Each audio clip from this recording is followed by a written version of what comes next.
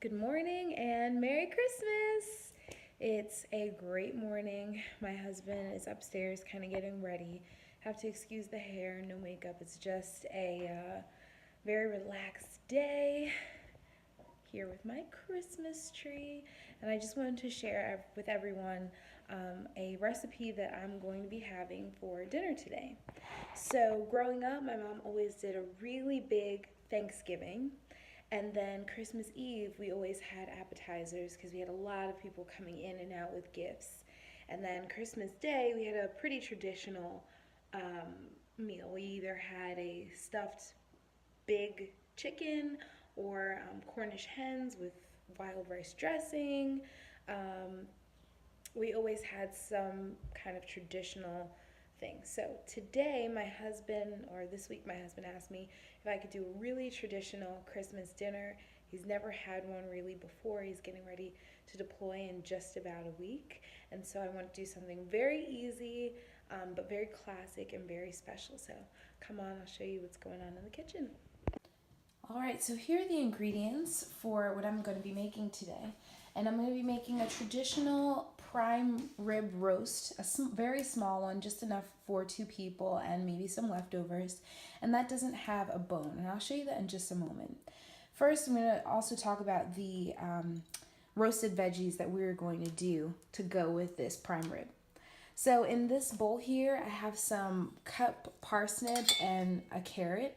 I actually used 2 very thin carrots and 1 very large parsnip. And you want to try to cut them nice and long, and you want to cut them as even as possible. Okay? And then in this bowl here, I have the bulb of a fennel, just 1, and 2 celery sticks. I've also cut them quite large. And last over here, I have some onions that I've cut. These are not typical pearl onions, they're a bit bigger. Okay, and I've taken 2 here on the side so I can show you what those look like. Here are 2 onions that came out the same bag. This one is vastly bigger than the other. I tried to cut onions about this size, just a bit bigger than pearl onions. And I've just cut them in half, and I've halved them and washed them. In this bowl, I have the top of the bulbs of the fennel that I've chopped up, and that's going to act as a nice herb for the topping. And we also have some fresh thyme, nice amount of kosher salt. I'm not going to be using all of this, but I wanted to have it on hand. And lastly, I have some Spanish extra virgin olive oil, and this is garlic flavored. You can also add some garlic cloves if you want, but I've chosen just to do with the garlic flavored olive oil. Now you might, and also over here, I have some potatoes. I have some butter potatoes as well as some red skin. These are tiny little potatoes.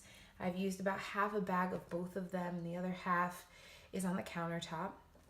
And I've boiled them off for just about 10 minutes. So they are not soft, but they have a little bit of, just a slight bit of give there. And I do that just to clean them very nicely, and it will speed up the cooking process a bit in the oven. If you choose not to do that, you might find that these will take just a little bit too long in junction with all these other vegetables. Now, a lot of people will mix all of these vegetables up and roast them, but what I found is the cooking times vary quite a bit. So the carrots and the parsnips are basically the same type of texture, and they're going to cook the same. Same with the fennel and the celery. They're nice earthy greens, a little bit on the tougher side, but filled with water, so they're going to cook similar. Our onions will cook somewhere in between these fennel and these carrots, and you want those to get really, really charred so that all the sugar is out of them, and they're going to be beautiful. And our potatoes are probably, now that we've boiled them off for just a bit, they're going to cook around the same as this. So I'm going to add the salt and the olive oil. Very generous on the salt here. It's going to pull out the moisture and give us a really crispy vegetable. But I'm going to keep them separate on the cooking sheet. That if I find that these will get done first, I can remove them off the cooking sheet without having to pull them out. And you'll see that if you do it this way, it will be great. All right, let's go on ahead and get this prepped and check on our prime rib. We'll be just back in a second. Okay, so here is my boneless prime rib. I cooked this for 14 minutes at 500 degrees, and then I turned off the oven and I let it finish in the oven for 2 hours without touching it. And it's a little warm to the touch, but not super hot. And I'm just going to show you. It's nice and crispy on the outside, moist, and this should give me a medium cut of beef. And this is just a garlic and black pepper studded that I bought prepped already from Wegmans. It was 2 pounds, so you can eat off of it 4 times, assuming every person's going to have a half pound. So me and my husband will eat off of this twice. Okay, I'm going to let this rest and prep my veggies to go into the oven. All right, so I've got my vegetables here prepped. This is my fennel and celery and my onions. I've hit it with some olive oil, great amount of salt, and I've put it on a baking cookie sheet with lined of parchment paper. And I've done the same with these parsnips and carrots and beautiful potatoes. And I've decided just to do the fresh thyme on the parsnips, on the carrots, and the onions. The fennel already has a beautiful minty flavor to it already, so it doesn't need anything. And the potatoes, I'm just leaving it as is as well.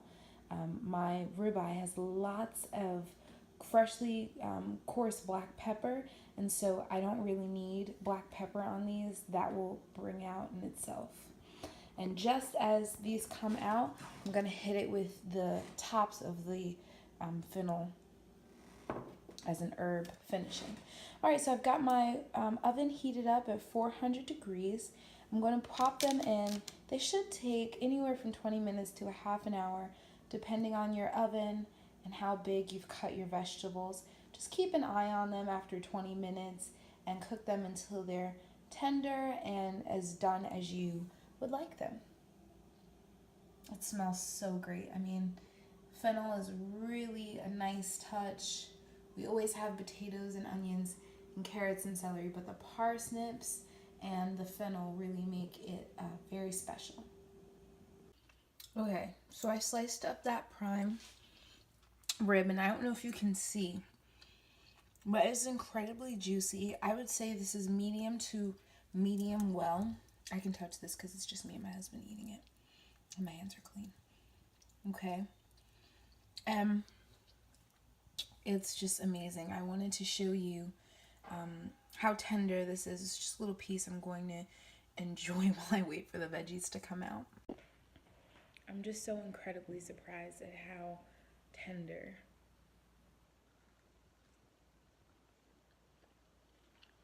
And I usually like medium to even medium rare red meat. My husband, he's a well done guy, so I had to kind of meet in the middle with a medium to medium well. And this piece on the end here is a well done piece. And tender and well cooked and very juicy. If you want a sure-proof juicy steak, take however many pounds it is and times it by 5, and that is how long you need to keep it in the oven at 500 degrees for a medium. So my prime was 2 pounds, so times 5, that would be 10 minutes at 500 degrees, and then 2 hours in the oven without opening it. That would be a medium.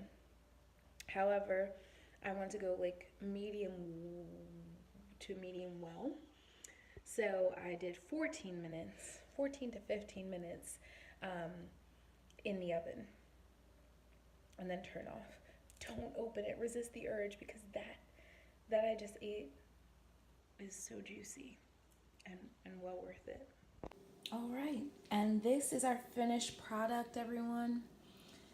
It's a really beautiful platter. Not to mention it smells phenomenal in here.